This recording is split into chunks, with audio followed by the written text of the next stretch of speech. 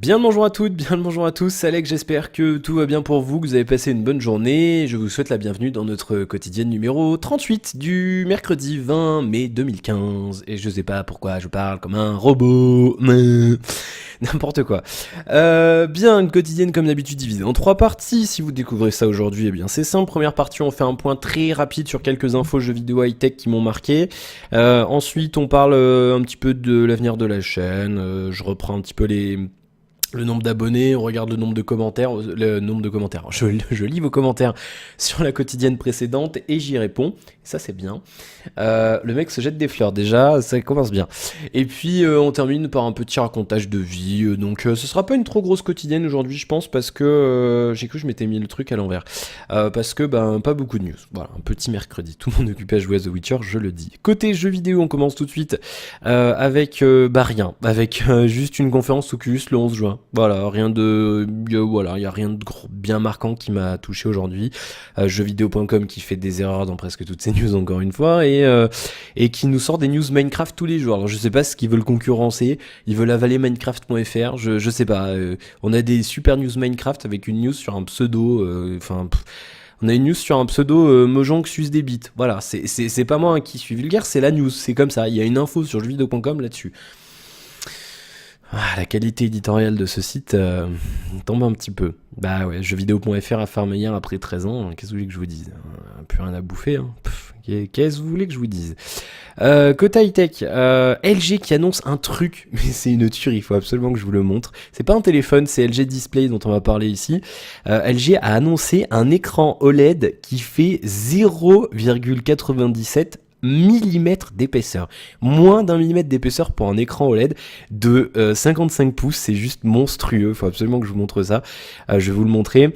Alors, bon, on ne regarde pas, hein, y a pas à se plaindre la fille, en plus elle est pas très belle. Vous voyez là chez Cluby que j'ai pris l'info, donc vous pourrez la retrouver. Je sais pas si on le voit pas vraiment, mais c'est vraiment super fin, c'est juste impressionnant quoi. On a vraiment l'impression que la meuf elle met un poster sur son mur. C'est un vrai écran. Ça fait 55 pouces là pour l'instant ce prototype, ça fait 140 cm de diagonale et ça mesure 0,97 mm d'épaisseur et ça pèse que 1,9 kg, donc c'est juste assez impressionnant. Une dalle assez flexible et qui peut être accrochée au mur ou retirée à l'envie par le biais d'aimants.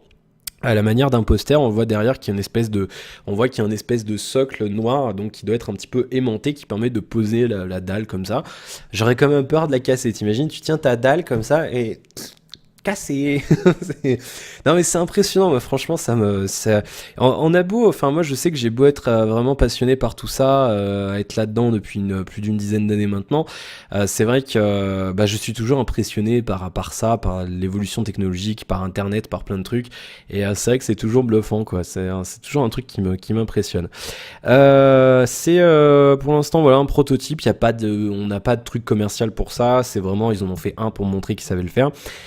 Pour l'instant, la demande en dalle OLED est supérieure aux capacités de production d'LG Display, nous disent Clubic. Et donc, pour l'instant, on attend un peu de voir ce qu'on pourra faire de ce petit bijou de technologie.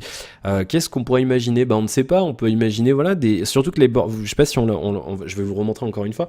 On voit que les bordures ont l'air d'être très très fines. Il y a vraiment très peu de bordures, donc on peut vraiment imaginer des murs d'écran avec très très peu de bordures.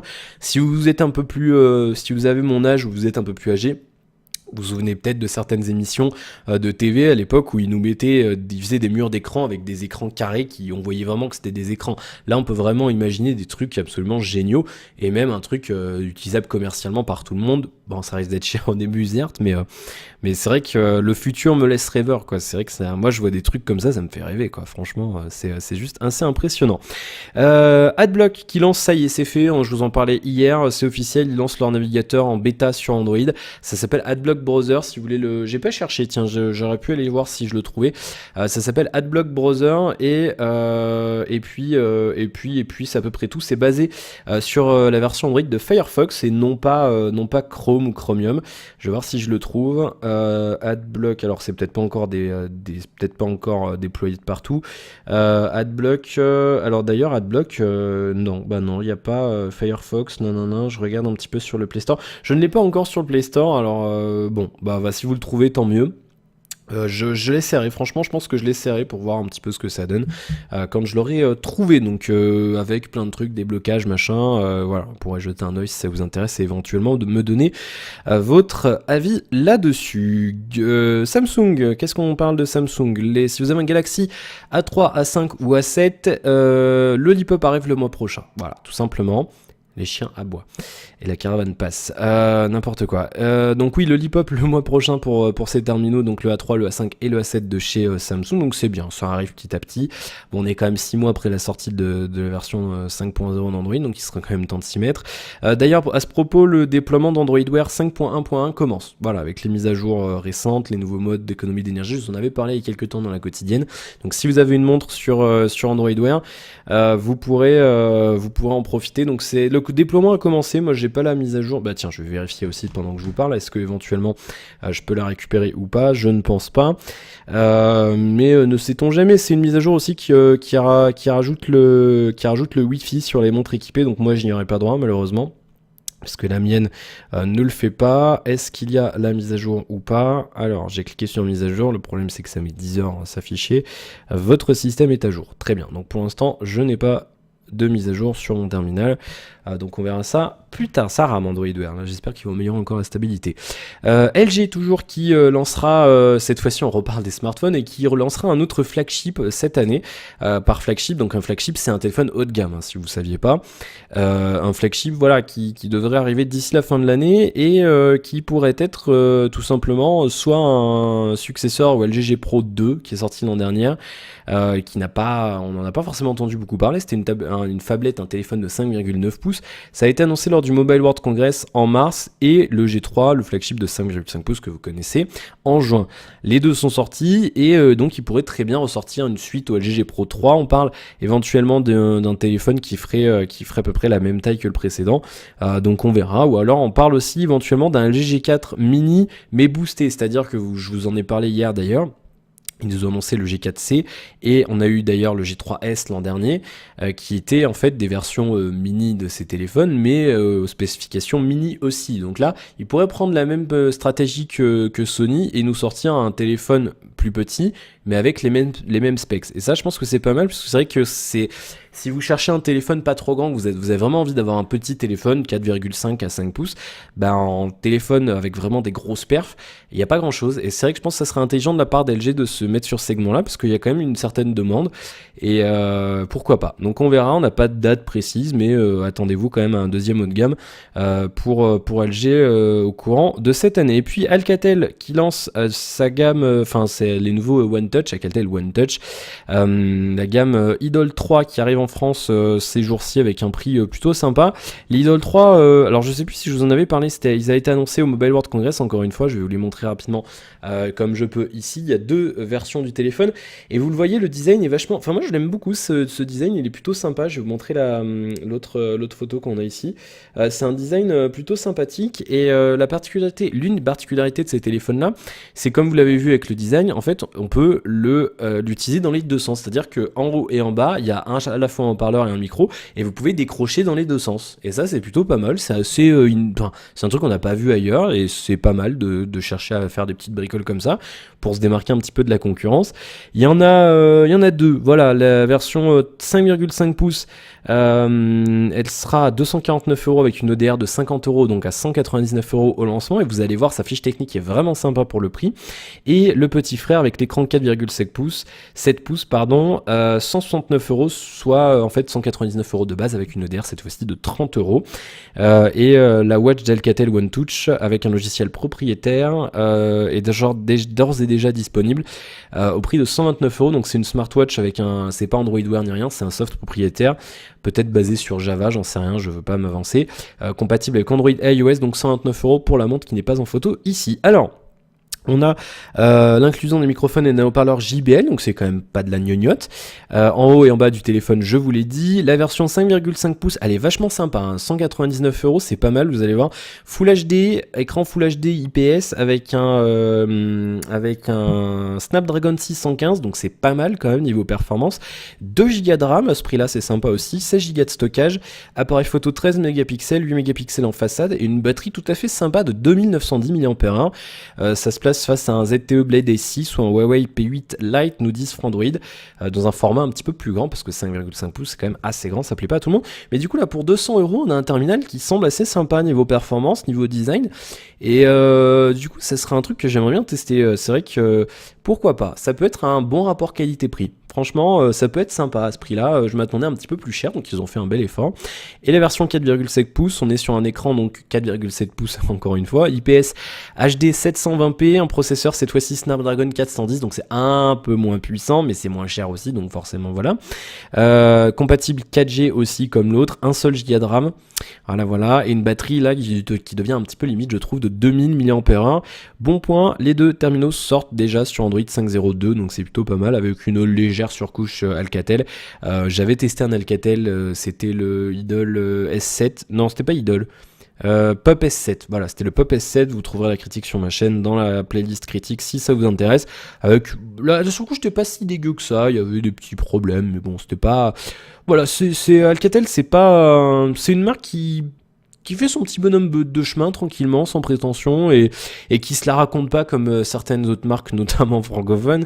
Mais c'est vrai que voilà, ils se la racontent pas. C'est vrai que voilà, ils ont pas de prétention à faire du haut de gamme ou du bas de gamme ou quoi. Et ils font leur petit truc. Et du coup, c'est vrai que j'aime bien. Pour l'instant, j'aime bien. Donc à voir si c'est un terminal intéressant à tester. Si vous voulez qu'on le fasse, vous le dites dans les commentaires et je le prévoirai dans les prochaines semaines. Bien. Justement, on est à 11 minutes. On va enchaîner avec... Excusez-moi, avec le nombre d'abonnés qui est à 1137, ce qui nous fait une progression de plus 8 par rapport à hier.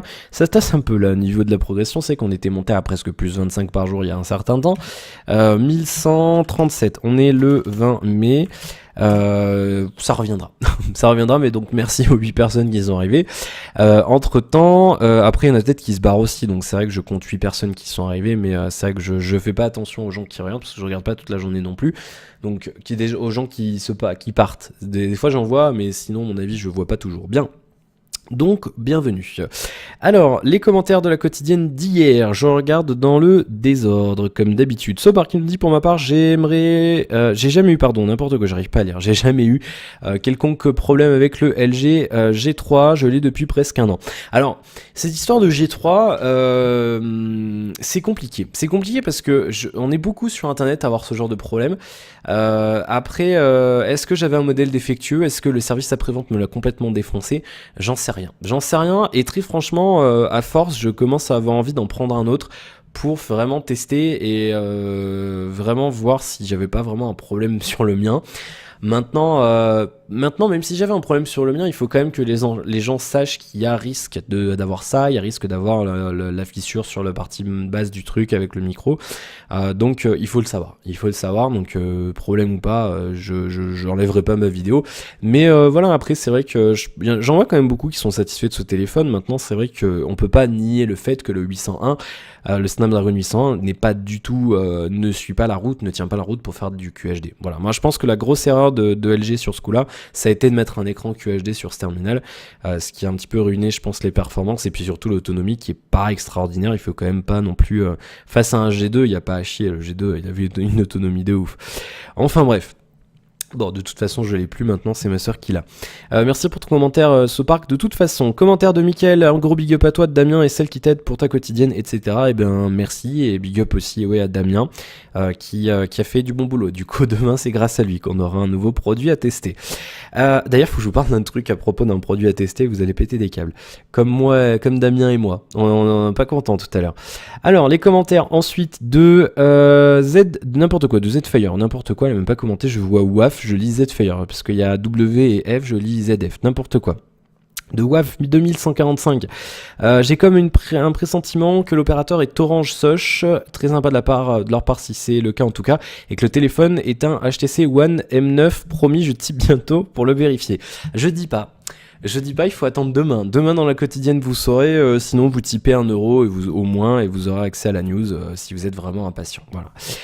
Sinon, demain dans la quotidienne, vous serez au courant. Vous verrez la belle boîte et le déballage est prévu pour la semaine prochaine. Je le tourne demain, mais il arrivera la semaine prochaine. Toujours, ouais, 2145. Pareil pour moi, je n'ai pas eu de Je n'ai pas pu être présent pour le live spécial 1000 abonnés étant week-end dans un endroit où il n'y a que l'itinérance Orange, c'est Free Mobile. Le domaine googlevideo.com étant du coup complètement bridé, ainsi que les VPN en pleine soirée. Je n'ai pu regarder que la fin en 76p. Waouh, bah putain, chapeau. En 76p, lorsque le bridage des VPN commençait à s'atténuer. C'est un gros problème de Free et c'est vrai que tant qu'il y a ça, pour l'instant, c'est à moins que vous soyez sur une antenne Free, mais le maillage commence à être sympa quand même. Free, ils ont vraiment pris, ils ont pas traîné pour mailler leur réseau 3G, ça commence à être sympa. Waouh, j'ai fait tomber la tablette. Désolé, du coup vous avez vu bouger, vous avez vu tout bouger, c'est tout fait tout casser. Du coup, qu'est-ce que je disais? Pourquoi? Mais du coup, je sais pas pourquoi j'étais sur n'importe quoi. J'étais sur pas le bon truc. Voilà. M'a échappé des mains, je faisais le con avec et du coup elle est tombée. Du coup, les commentaires suivants de Earth. Alors, Earth 14 000, j'arrive pas à compter le nombre de zéros. Pourquoi ne pas refaire la vidéo puisque tu t'es rendu compte dès le début que tes lunettes te gênaient? Ce n'est pas une critique, mais je pense qu'un poil de professionnalisme en plus ne pourrait être que... Alors, pourrait n'être que bénéfique pour ta chaîne. Voilà. J'ai mal tourné ta phrase. Alors, pourquoi oui, j'aurais pu refaire. C'est vrai que en fait, c'était 30 secondes. Je sais pas. Je sais pas. J'étais dans mon truc. En fait, j'étais en train de parler et j'y ai pensé au tout début et après, en fait, j'étais en train de raconter le début et du coup, j'ai laissé tomber et du coup, après, j'ai enchaîné. Ça m'est déjà arrivé de recommencer plusieurs fois à cause de ce genre de problème, même un peu plus loin dans la vidéo. J'aurais dû le faire. C'est vrai que j'aurais dû le faire. Je sais pas. J'en sais rien. Je n'en sais rien. Je sais pas ce qui me faisait par l'esprit. Après, des fois, je fais. Alors, ça m'est arrivé des fois de laisser des problèmes que j'aurais pu découper au montage. Pourquoi? Parce qu'en fait, pour expliquer un petit peu dans le détail, comme ça vous avez un petit peu le backstage vu que vous êtes dans la quotidienne, je tourne avec un logiciel qui s'appelle Open Broadcaster Software qui sert normalement à faire du live stream, du streaming quoi. Et en fait, la particularité de ce soft, c'est qu'il encode déjà les vidéos en X264. C'est-à-dire que là, je suis en train de tourner, la vidéo est encodée en temps réel par le logiciel et elle est déjà sortie dans un fichier, enfin déjà encodé, prêt pour l'upload. Du coup, ça me fait gagner un temps pas possible parce que là, si je devais la passer dans Vegas ou même Premiere Pro, je ne sais quoi, il me faudrait à peu près 20 minutes au moins pour encoder une quotidienne de 30 minutes. Du coup, ça me fait perdre du temps, du coup, ça me fait perdre 20 minutes. Et surtout après là le X264 je peux encore, je ne sais pas pourquoi ça fait ça, mais je peux encore le compresser un petit peu avec WinRAR, ce qui fait qu'une quotidienne par exemple cette d'hier elle faisait de mémoire je crois que c'était 580 mégas quand je l'ai fini de la tourner, et une fois compressé en RAR optimal ou en 7-zip, peu importe, ça dépend des jours, elle faisait 320 mégas, donc du coup avec la DSL pourrie de 1 méga qu'on a partout en France, et c'est mieux. Bah du coup ça me fait économiser un temps pas possible. Donc au début je le faisais, je faisais tout machin, je montais tout, je réencodais tout. Maintenant je regarde, il y a des choses que je fais avec Vegas, notamment les critiques des téléphones que je suis obligé parce qu'il faut les monter, il faut rajouter des trucs, il faut mettre des flous des fois, etc. Mais sinon voilà, des fois ça m'arrive de faire des trucs et de me dire c'est pas grave, il y aura une connerie et que je la coupe pas au montage. Parce que je pèse à chaque fois le point entre l'équilibre entre confort des viewers et l'emmerde que ça va me générer si je dois après faire un montage, réencoder, machin et uploader. Des fois ça me fait perdre 2 heures quoi. Et pendant 2 heures, c'est soit l'ordinateur il est réquisitionné par Vegas qui encode et qui me bouffe 100% de mon CPU, ou Vegas ou n'importe quoi d'autre de toute façon, soit c'est ma connexion qui est réquisitionnée, donc du coup après vous doutez bien que si je fais ça tous les jours je fais 12 vidéos par semaine dans une semaine normale, là cette semaine c'est 12 vidéos dans la semaine, du coup si à chaque fois je perds 2 heures par vidéo, ça me fait perdre ça me fait pas 2 heures par vidéo, je fais 12 vidéos, ça me fait 24 heures, voilà, ça me bouffe 24 heures dans la semaine avec soit le PC qui tourne à 100% et je peux rien faire d'autre dessus, soit le upload qui fait chier, ça empêche de faire ce qu'on veut sur sur internet. Donc du coup, ça arrive, je m'en excuse, c'est vrai que bon là j'aurais pu le refaire, je sais pas pourquoi je l'ai pas fait. Bon, merci pour ton commentaire Earth, je sais pas pourquoi je veux mettre 2400, Earth 14000. Commentaire de Seb Brum, alors des fois les pseudos, j'ai un peu du mal, excusez-moi si je lis mal votre pseudo, Seb Number 001. Désolé, j'avais pas cerné le E en 3. Salut Alex, je suis un de tes nouveaux abonnés, je trouve tes quotidiennes excellentes, pleines d'infos et je crois que je vais devenir un fan. Bon courage pour la suite et continue comme ça, gros pouce bleu ou like. Ils sont bleus les pouces, mais les pouces comme ça, ils sont bleus aussi maintenant, donc pouce up. Voilà. Thumb up. Thumb down. Merci pour ton commentaire Seb et bienvenue. Voilà, j'espère que ça te plaira et en tout cas je fais de mon mieux pour que ça plaise à tout le monde. Bien sûr on peut pas plaire à tout le monde. Maintenant voilà, j'espère que tu te sentiras à l'aise. Voilà pour les commentaires de la quotidienne d'hier qui sont bouclés. Alors, qu'est-ce qui va se passer ? Eh bien, du coup, normalement, je vous avais parlé de la iBox de Damien et tout. Elle a été expédiée il y a une semaine. Problème, c'est que ces branleurs de la Poste, eh ben, ils ont alors, je vais citer ce qu'ils nous ont dit. Ils ont eu des difficultés d'acheminement. Et ils ont dû procéder, tenez-vous bien, accrochez-vous bien à votre chaise, non pas au reroutage du truc pour que je le reçoive un jour ou quoi, non, à la destruction du colis. Ils ont détruit l'iBox, poubelle. Bravo les mecs, c'est quand même dingue. Bon donc du coup pas de iBox, voilà, je l'avais pas payé, heureusement je l'ai pas payé, bon du coup Damien il l'a payé mais il a reçu une compensation, heureusement une solide compensation de la Poste qui couvre bien entendu les frais d'expédition et le prix des produits, mais du coup pas de iBox, qui m'emmerde un peu parce que j'avais prévu de faire des vidéos dessus, donc c'est un petit peu dérangeant. Ils ont perdu le truc et ils l'ont détruit. La Poste quoi, à un moment donné... je sais pas, faites quelque chose.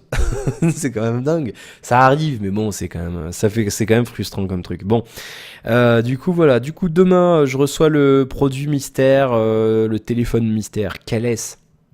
Vous verrez demain dans la quotidienne. Ma nouvelle carte, du coup je tourne ça demain. Il y aura le déballage de la carte dimanche et la semaine prochaine le déballage de ce téléphone que je vais tester pendant 10 jours. C'est bien, j'aurai un petit peu plus de temps là, c'est cool. Et après je leur renverrai, c'est bien en plus, ils payent tout, l'envoi, le retour, c'est nickel. Bien.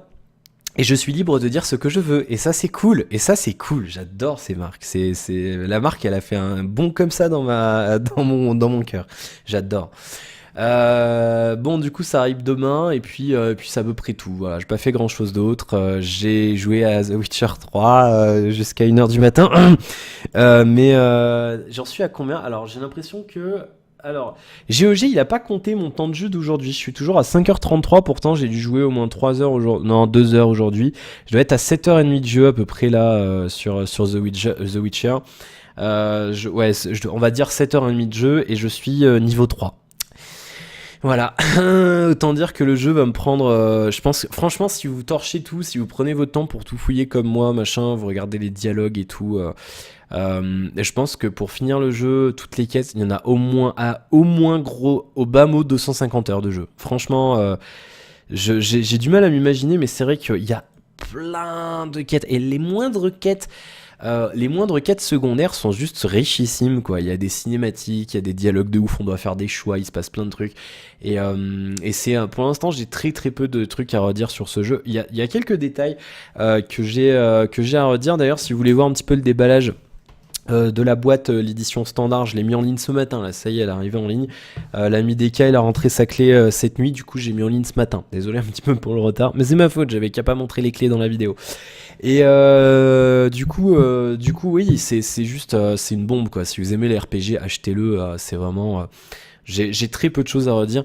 Il y a très très peu de trucs. Il y a quoi ? Il y a le jeu est hardcodé en QWERTY, donc du coup des fois ils nous disent appuyer sur Z pour faire un truc alors qu'en fait il faut appuyer sur W, mais ça une fois qu'on s'y est fait on s'en fout.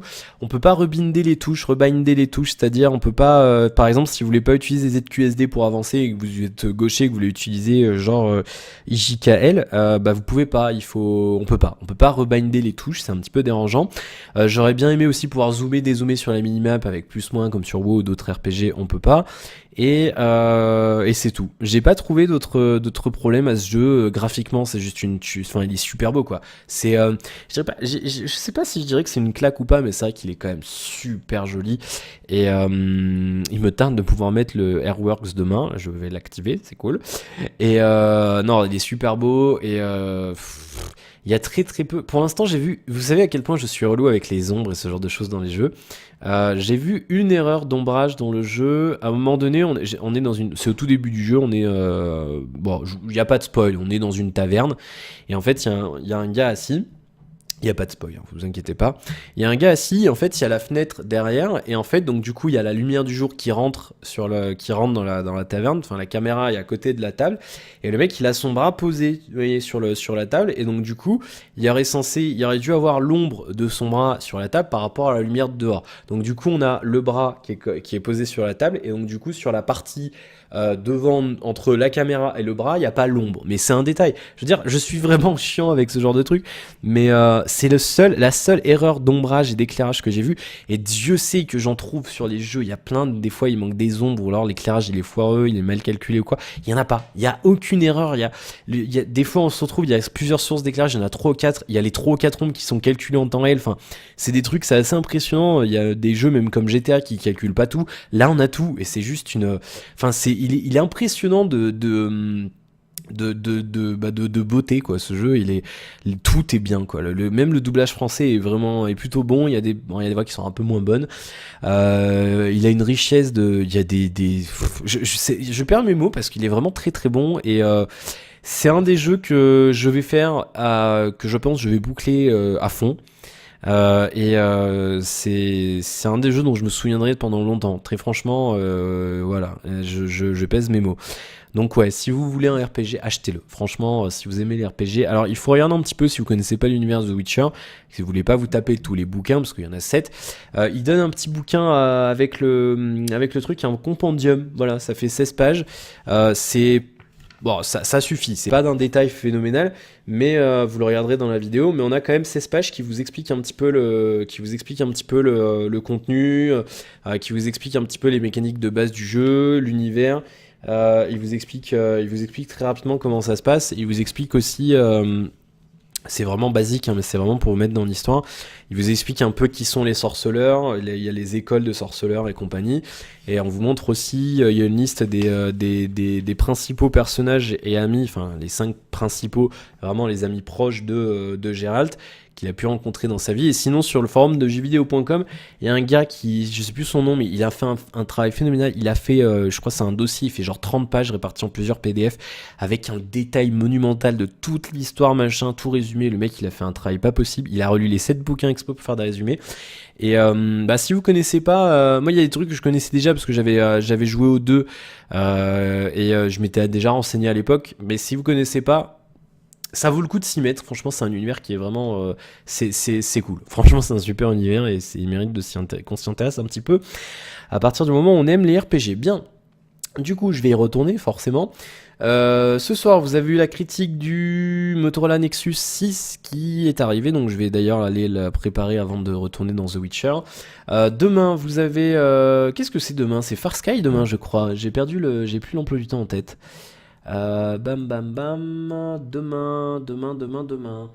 Ah non, n'importe quoi, j'ai inversé. Demain c'est Banjo-Kazooie. Bah demain vous avez Banjo-Kazooie. J'ai dit n'importe quoi dans le quotidien d'hier. Vendredi vous avez le déballage de la souris qui est déjà tourné. Samedi, en fait j'ai plus rien à tourner à part en fait oui j'ai les 2 trucs à demain à tourner, mais après c'est tout. Non, c'est cool. Je pourrais jouer à The Witcher. Samedi Let's Play Far Sky et dimanche la déballage de ma carte graphique. Si ça intéresse des gens éventuellement que vous avez prévu de changer de carte graphique. D'ailleurs la mienne elle est toujours en vente, elle est là la boîte, elle est juste là. Demain la carte retourne dans la boîte et si ça vous intéresse, l'enchère est à 53€ et ça se termine vendredi. Voilà, donc il y a encore temps de choper une carte à prix sympa. Voilà, on a fait le tour. Bien.